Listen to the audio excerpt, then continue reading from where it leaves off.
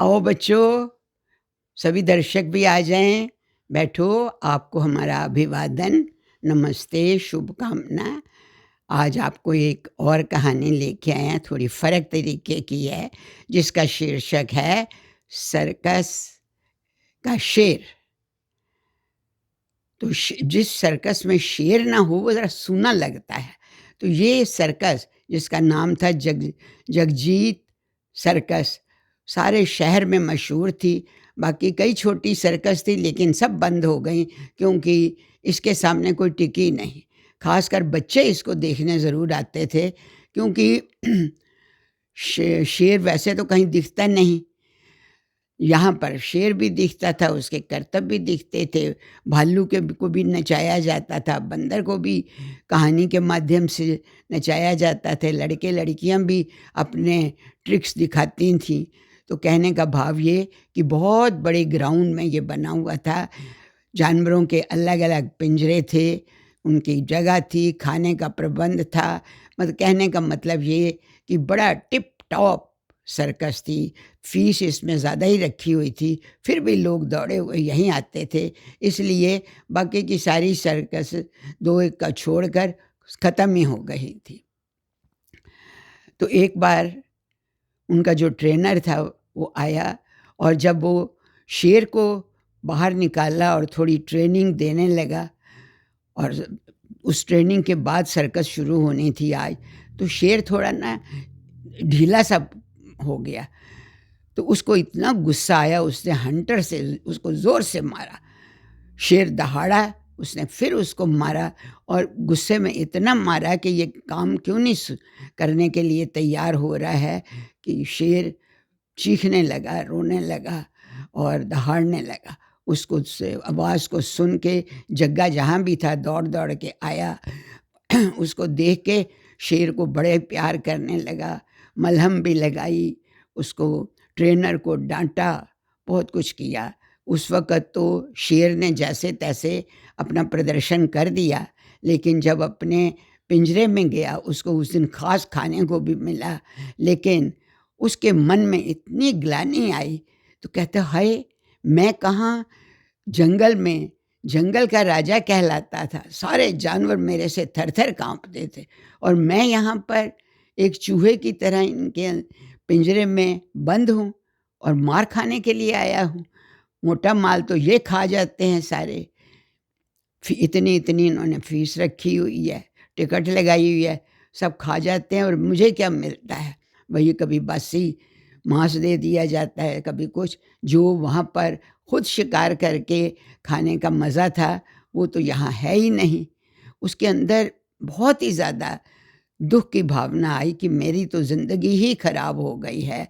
जैसे कहते हैं ना, किसी इंसान को भी जब उत्तेजना आती है और ख़्याल आता है, तो उसी तरह से बच्चों, जानवरों के भी भाव-भंग होते हैं, उनके भी दिल हैं, वो भी सोचते हैं। तो शेर को बहुत ग्लानि हुई अपने ऊपर कि मुझे शर्म से डूब मरना चाहिए। तभी वो लेटा, कराहता हुआ लेट भी गया, लेकिन फिर एकदम से जैसे अंदर से बिजली सी चौंध गई हो, खड़ा हो गया, और कहता, अब मैंने यहाँ नहीं रहना। उसने पीछे देखा कि चौकीदार गेट खोल के अंदर आ रहा है खाना देने के लिए, और आगे से ना आ जाकर पीछे की तरफ गया है, वहाँ से खाना रखेगा, अच्छे से शेर को प्यार दुलार से खिलाएगा। इसलिए दिमाग में इतनी तेज़ी थी उस वक़्त, सारी अपनी दर्दें भूल कर वो गेट जितना भी खुला था, उसमें से छलांग लगा के वहाँ से ऐसे भागा कि जैसे मैं हवाई जहाज़ जा रहा हो। उसने ना उसको दर्द हुई, ना उसको डर लगा, और करते-करते पता नहीं कहाँ-कहाँ से, रात तो हो गई थी, अंधेरे में वो उछलता-कूदता एक दूर किसी जंगल में, जहाँ बहुत ही घना जंगल था, पेड़ों के पीछे जाके हाँफता हुआ छुप गया और निढाल होकर लेट गया। ऊपर से देखा उस पेड़ पे से कि एक बंदर ने देखा कि शेर बेचारा जैसे घायल हुआ हुआ है, उसको बड़ी दया आई। वो अपने खाने के लिए कहीं से कोई मांस का टुकड़ा लाया था, उसने ऐसे निशाने से फेंका कि शेर के मुंह के पास जाके गिरा। शेर ने खाया और ऊपर देखा कि अरे उसने बंदर को शुक्रिया किया और कहा, बंदर भैया बहुत बहुत शुक्रिया, मैं बहुत भूखा हूँ। ये तुम तो लगता है कि किसी ये फल का पेड़ है, आम हैं, तो मीठे होंगे, मुझे भी एक आध खिलाओ। उसने बंदर बड़ा ही खुश हुआ, वो चाहता था उसकी मदद करना। उसने ज़ोर-ज़ोर से टहनियों को हिलाया और छम-छम करके ढेरों आम नीचे गिरे। और वैसे तो शेर खाता नहीं है ये फल, लेकिन उसको इतनी भूख लगी थी, गिटकों समेत ही वो खाता गया और उसका काफ़ी अच्छे से पेट भर गया। फिर वो सो गया, ऐसे सो गया जैसे बेहोशों की तरह। जब सुबह उठा, अंगड़ाई ली और बड़ा खुश। क्यों? क्योंकि अब वो आज़ाद था। हर एक को आज़ादी अच्छी लगती है ना। और उधर सर्कस वाली जगह पे तो इधर आज़ादी और उधर बर्बादी शुरू हो गई। अब तो जग्गा जब वहाँ पहुँचा, उसको लगा कि शेर भी चला गया है, उसके पीछे-पीछे बंदर 2 थे वो भी चले गए। 2 सारे जानवर न इधर-उधर घूम हो गए। बस भालू ज़रूर बंद था अंदर और वो सबसे ज़्यादा रो रहा था कि मुझे भी चोटें लगी हुई हैं।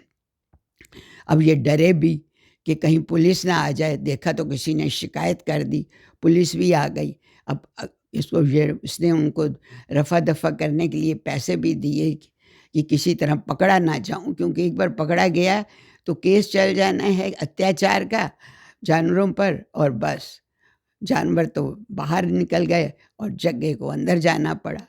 चाहे उस दिन तो उसको राहत मिल गई, लेकिन कुछ दिनों के बाद जब केस ही शुरू हो गया और ये केस में हार गया, तो इसके ऊपर जुर्माना भी लगा और इसको जेल के अंदर कर दिया, क्योंकि जानवरों के ऊपर अत्याचार करना सबसे बड़ा गुनाह है। और फिर तो आप समझते ही हो कि सर्कस का क्या हाल हुआ होगा। सर्कस भी बंद और जग्गा भी बंद, और खुला कौन था? सारे जानवर बाकी भी बइज़्ज़त सबको ले जाकर एक ट्रक में जंगल में छोड़ दिया गया। सारे जानवर वहाँ जमा हो गए, बंदर सबको वहीं ले गया जहाँ शेर था। सारे बड़े खुश, सब बंदर की कहने पर सब ने कहा कि शेर जी, आप हमारे राजा हो, आप हमारी देखभाल करोगे, हम आपकी इज़्ज़त भी करते हैं, प्यार भी करते हैं, आप यहाँ शिकार करो, आपको कोई तकलीफ़ नहीं देगा। उन्होंने मीटिंग की और सब ने उछल-कूद करके उन्हें राजा बना दिया और नाचना शुरू किया। सब बहुत खुश हो गए कि शेर जी की, शेर राजा की जय हो, शेर राजा की जय हो। तो शेर ने अपनी हिम्मत, जोश और बहादुरी से अपना राज्य फिर से प्राप्त कर लिया और वो राजा बन गया। और जग्गा बेचारा मुँह लटका के सर्कस बंद करके अपनी ज़िंदगी को रोने लगा, किस्मत को रोने लगा कि मैंने क्या किया। तो देखो बच्चा, ये हर एक के अंदर भावनाएँ होती हैं। जब बंदे में जोश आता है तो वो सब कुछ करने को तैयार हो जाता है। तो आपको यही सीख मिली ना कि अपने को जोश से काम करना चाहिए और अच्छे ही काम करने चाहिए, और जो जिसका काम होता है वही उसको अच्छा भी लगता है। अच्छी पसंद आई कहानी? चलिए बहुत अच्छा, अब अपने घर को जाइए। आपको सबको बाय-बाय, नमस्ते।